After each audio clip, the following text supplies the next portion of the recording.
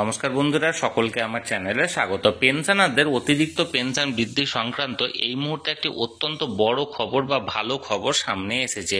কি এই খবরে কি বলা হয়েছে এবং এই খবরের ফলে পেনশনারদের অতিরিক্ত পেনশন বৃদ্ধি সংক্রান্ত কতটা উপকৃত হতে পারেন তারা, সকল কিছু আজকের ভিডিওতে বিস্তারিতভাবে আলোচনা করব। ভিডিওটি সকল পেনশনারদের পেনশন বৃদ্ধি সংক্রান্ত বিষয় সংক্রান্ত অত্যন্ত গুরুত্বপূর্ণ, তাই প্রথম থেকে শেষ পর্যন্ত অবশ্যই ধৈর্য সহকারে দেখবেন এবং ভালো লেগে থাকলে অবশ্যই একটি লাইক করবেন এবং সকলের সঙ্গে শেয়ার করবেন। আর সেই সাথে এই চ্যানেলে যদি প্রথমবার হয়ে থাকেন এই রকমের ইনফরমেটিভ ভিডিও আরো দেখার জন্য যারা এখনো পর্যন্ত এই চ্যানেলটিকে সাবস্ক্রাইব করেননি তারা অবশ্যই চ্যানেলটিকে সাবস্ক্রাইব করে নিতে ভুলবেন না। তাহলে চলুন আমরা বিস্তারিত দেখে নিই। দেখুন, আমি এখানে আপনাদের সামনে একটি অর্ডারের কপি তুলে ধরছি। এটাই শেয়ার করা হয়েছে government of India, ministry of labour and employment, Lok Sabha থেকে। এটা আনস্টিয়ার্ড question number 1219 two B answered on 28/7/2025, অর্থাৎ লোকসভাতে 1219 সিরিয়ালে বেশ কিছু প্রশ্ন করা হয়েছিল এই পেনশন বৃদ্ধি সংক্রান্ত, এবং যেটার উত্তর গত 28 জুলাই দেওয়া হয়েছে। 28 জুলাই উত্তর দেওয়া হলেও এটা রিসেন্টলি পাবলিকলি এসেছে, তাই আমি আপনাদের সঙ্গে শেয়ার করলাম। দেখুন, বেনিফিটস টু ইপিএস 95 পেনশনারদের বেনিফিট সংক্রান্ত এই প্রশ্নগুলি করা হয়েছিল।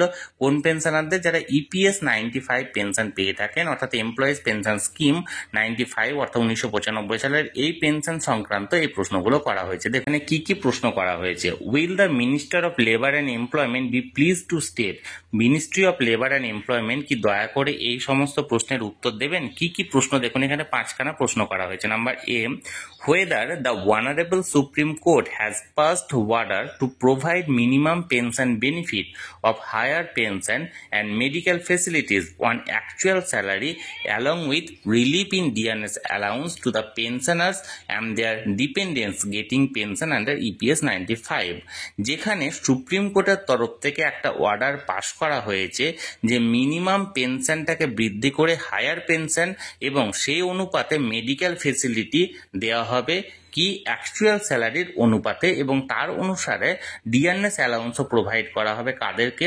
সমস্ত পেনশনার বা তাদের যে ডিপেন্ডেন্ট, অর্থাৎ তাদের যে ফ্যামিলি পেনশনাররা যারা পেয়ে থাকেন আন্ডার ইপিএস 95, অর্থাৎ ইপিএস 95 পেনশনের আন্ডারে যারা পেনশন পেয়ে থাকেন বা ফ্যামিলি পেনশন পেয়ে থাকেন, তাদের ক্ষেত্রে যে অতিরিক্ত পেনশন পাওয়া এবং সেই অনুপাতে মেডিকেল ফেসিলিটি এবং ডিয়ারনেস রিলিফ অর্থাৎ ডিএ পাওয়ার বিষয় সংক্রান্ত সুপ্রিম কোর্ট থেকে একটি অর্ডার পাশ করা হয়েছে।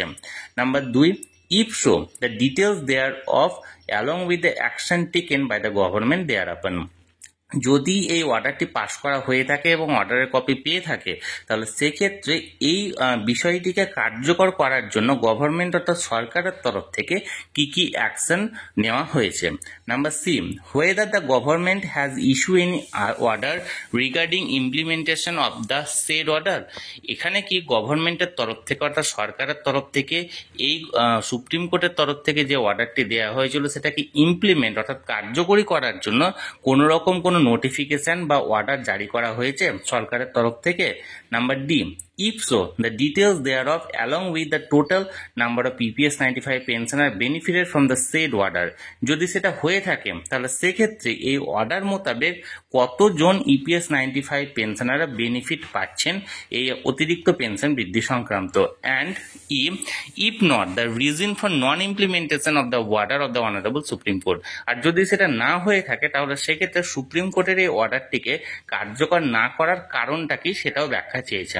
অর্থাৎ এখানে 5টা প্রশ্ন করা হয়েছে। প্রথম যে প্রশ্নটি ছিল সেটা ছিল, আমরা 2022 সালের নভেম্বর মাসে একটা সুপ্রিম কোর্টের তরফ থেকে অর্ডার জারি করা হয় ইপিএস 95 পেনশনের হায়ার পেনশন সংক্রান্ত, এবং সুপ্রিম কোর্টের তরফ থেকে এই যে অর্ডারটি জারি করা হয়েছিল সেখানে বলা হয়েছিল যে সমস্ত ইপিএস 95রা যেরকম স্যালারি পান সেই স্যালারির উপর ভিত্তি করে তাদেরকে হায়ার পেনশন দেওয়া হবে এবং সেই অনুপাতে মেডিকেল ফেসিলিটি পাবে এবং সেই অনুপাতে ডিআরএস রিলিফ পাবে সকল ইপিএস 95 পেনশনার এবং তাদের ডিপেন্ডেন্ট পেনশনাররা সকলে।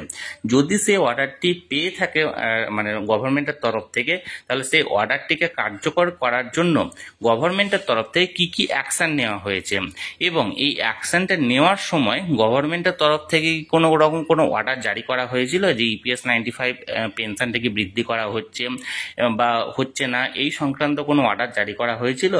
যদি এই অর্ডারটি জারি করা হয়ে থাকে তাহলে সেই অর্ডার অনুযায়ী কতজন ইপিএস 95 পেনশনাররা বেনিফিটেড হয়েছেন, অর্থাৎ অর্থাৎ উপকৃত হয়েছেন এই সুপ্রিম কোর্টের অর্ডারটাকে কার্যকর করার জন্য।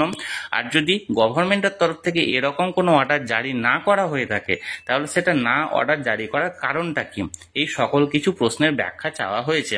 দেখুন এই 5টি প্রশ্নের উত্তরে অ্যান্সারে কি বলা হয়েছে, দেখুন minister of state and labour and এমপ্লয়মেন্টের তরফ থেকে উত্তরটি দেওয়া হয়েছে। A to E অর্থাৎ ওপরের 5টি প্রশ্নের একসঙ্গে উত্তর দেওয়া হয়েছে কি, Honorable Supreme Court has not passed any order to provide minimum pension, benefit of higher pension on actual salary, medical facilities, along with the relief in dearness allowance to the pensioner and their dependents getting pension under EPS 95। অর্থাৎ এখানে বলা হয়েছে ministry of labour and এমপ্লয়মেন্টের তরফ থেকে যে honourable supreme কোর্টের তরফ থেকে এরকম ডেফিনেটলি কোনো অর্ডার পাস করা হয়নি যেখানে ক্লিয়ারলি বলা হয়েছে যে EPS 95-এর আন্ডারে যারা যারা পেনশন পাচ্ছেন বা যারা যারা ডিপেন্ডেন্ট হিসাবে পেনশন পাচ্ছেন প্রত্যেকের পেনশনের মিনিমাম পেনশন কত হওয়া উচিত এবং তাদের অ্যাকচুয়াল স্যালারির উপর ভিত্তি করে বা অ্যাকচুয়াল মেডিকেল ফেসিলিটি বা অ্যাকচুয়াল ডিয়ারনেস অ্যালাউন্সের উপর ভিত্তি করে কতটা মিনিমাম মানে পেনশন হওয়া উচিত সেই রকমভাবে কোনো ক্লিয়ার কাট অর্ডার এখানে সুপ্রিম কোর্টের তরফ থেকে বলা হয়নি। অর্থাৎ এক কথায় বলতে গেলে এখানে লেবার অ্যান্ড এমপ্লয়মেন্টের তরফ থেকে এখানে বলা হয়েছে যে সুপ্রিম কোর্ট একটি অর্ডার দিয়েছে ঠিকই, কিন্তু সেই অর্ডারটিতে কোনো রকম কোনো ক্লিয়ারেন্স নেই যে এখানে বলা হয়েছে যে মিনিমাম কতটা স্যালারি এবং কতটা মেডিকেল ফেসিলিটিস এবং কতটা ডিয়ারনেস অ্যালাউন্স এর ওপর ভিত্তি করে মিনিমাম পেনশন কতটা হওয়া উচিত সেটা ক্লিয়ারলি বলা হয়নি। এর ফলে এই অর্ডারটি এখনো পর্যন্ত কার্যকর করা হয়নি। তাহলে বন্ধুরা এখানে EPS 95 পেনশন সংক্রান্ত যে প্রশ্নগুলো করা হয়েছিল লোকসভাতে এবং তার উত্তরগুলো কি দেওয়া হয়েছে সেই সংক্রান্ত যে অর্ডারটি জারি করা হয়েছিল সেটি নিয়ে আমি আপনাদের সঙ্গে বিস্তারিতভাবে আলোচনা করলাম। এই বিষয়ে যদি আপনাদের কোনো প্রশ্ন থাকে অবশ্যই কমেন্ট করতে পারেন, আমি চেষ্টা করব আপনাদের সকলের প্রশ্ন যথাযথ উত্তর দেওয়ার। আর এই ভিডিওটি ভালো লেগে থাকলে অবশ্যই একটি লাইক করুন এবং সকলের সঙ্গে শেয়ার করুন। আর সেই সাথে এই চ্যানেলে যদি প্রথমবার হয়ে থাকেন এই রকমের ইনফরমেটিভ ভিডিও আরও দেখার জন্য যারা এখনো পর্যন্ত চ্যানেলটিকে সাবস্ক্রাইব করেননি তারা অবশ্যই চ্যানেলটিকে সাবস্ক্রাইব করে রাখুন। ধন্যবাদ, দেখা হচ্ছে পরের ভিডিওতে।